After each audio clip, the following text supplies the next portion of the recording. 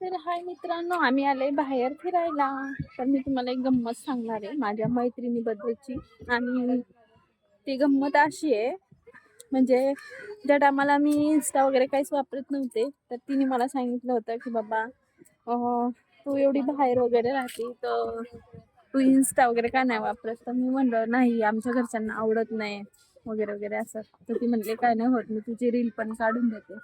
मग तिने माझ्या ह्याच्यामध्ये इन्स्टा डाउनलोड केला आणि ती पहिली रील माझी ती उसाची होती. ती माझी खूप क्लोज मैत्रीण होती. आम्ही एका ताटात जेवायचो. ती सकाळपासून माझ्याजवळ येऊन बसायची. असं किती दिवस, 2-2.5 महिने झाले. मग मी तिच्यावर असा विश्वास ठेवला.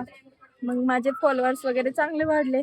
त्या रीलला पण मला खूप सारे लाईक वगैरे मिळाले. मग नंतर काय झालं, मला असे बरेचसे मेसेज यायचे, पण मी एक मेसेज तिला सांगितलं की बाबा असा असा मेसेज आहे.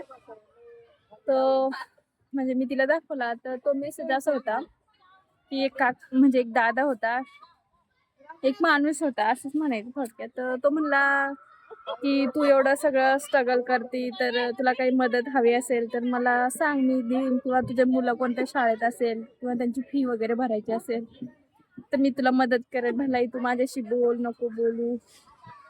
असं सगळं तिने मला सांगितलं. त्या माणसांनी मेसेज टाकला होता, म्हणजे माझं बोलणं पण झालं नव्हतं. मी तो मेसेज डिलीट पण नव्हता केला, फक्त बघितलं होता. आणि मला असं वाटलं कुठेतरी नवऱ्याला सांगा, पण म्हणलं नको, यांच्या मनात काही यायचं. नंतर म्हणलं पहिली मैत्रिणीला सांगू. मग मी तिला सांगितलं, ती मला काहीच बोलली नाही. नंतर 2-3 दिवस गेले आणि मला एक बाहेर कस्टमर होतं. तर माझ्याकडे एक मुलगी होती शिकायला. तिला म्हणलं तुम्ही दोघी थांबा, मी लगेच येते. माझं जवळचं कस्टमर होतं आणि त्यांना कुठेतरी बाहेर जायचं होतं. मग तिच्या ॲब्रो करायच्या होत्या. तर म्हणलं 10-15 मिनिटाचं काम आहे. तर म्हणलं हिला कशाला नेऊ सोबत. मग मी तिला माझ्या दुकानातच थांबवलं. नंतर ते थांबले. माझे मिस्टर, आमचं दुकान बाहेर आहे. मग काहीतरी त्यांचं तेवढ्या वेळेमध्ये बोलणं झालं. नंतर तिने माझ्या मिस्टरांना खूप काही सांगितलं. मग मी 10-15 मिनिटामध्ये आले. तर माझ्या मिस्टरांना ते सगळं दुकान बंद केलं. एकदम असे डोळे बिळे लाल होते. तर मी विचारलं त्यांना, म्हणलं काय झालं? तर ते म्हणले मला काहीच करायचं नाही आहे, हे सगळं बंद करू आपण, घरी चल म्हणले. मग म्हणलं मला सांगा पहिले काय झालं. तरी ते ऐकत नव्हते. सगळं तेल बिल सांडून दिलं, सगळं सामान सांडलं त्यांनी. आणि ती तेवढ्यामध्ये गाडीवर बसली आणि निघून गेली. आता ती जी मुलगी होती, मी तिला विचारलं, म्हणलं काय झालं? तर ती म्हणली काका आणि ते बाई किती वेळ झाले बोलत होते म्हणे. मग मी म्हणलं बोलत होते. मग तिला मी विचारलं फोन करून, म्हणलं का तू गेली, काय सांगितलं नाही, काय नाही. नाही म्हणले, मला काम होतं, माझी मुलगी रडत होती म्हणून मी आले. नंतर आम्ही सगळं पसारा, ते सांडगिंड होतं, फक्त दुकान बंद केलं, घरी गेलो. घरी गेल्याच्या नंतर माझे मिस्टर रडायला लागले.